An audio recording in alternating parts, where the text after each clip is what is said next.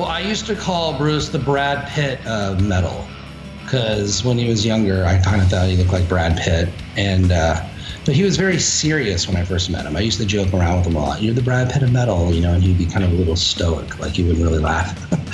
And I was like, might be a little bit of a hard nut to crack, but they're a very serious band and very, very talented and very good at their craft. And that's what I always appreciated about them is their level of professionalism compared to maybe some of the younger, like, hardcore bands that I was signing that were all 18 years old and kind of just spazzes and super immature.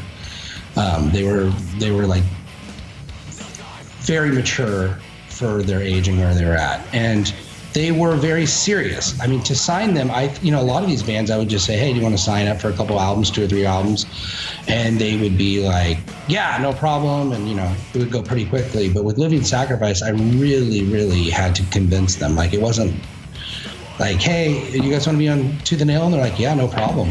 Let's do this. It wasn't like that at all.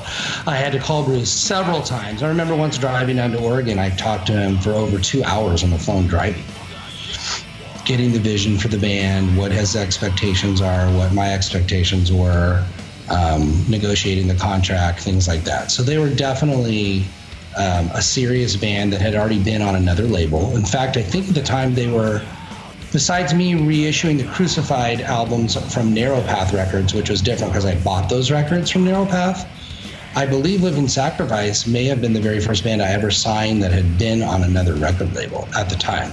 Every other artist before that were brand new artists that you had never heard of. So he had been on another label and he wanted, he had higher expectations the second time around from the first time around. And so because of that, I think that he was cautious and, very serious. And we got I would argue Reborn is one of my top 10 favorite Tooth and Nail releases of all time. And it was definitely worth trying to get them to sign with us, in my opinion. So.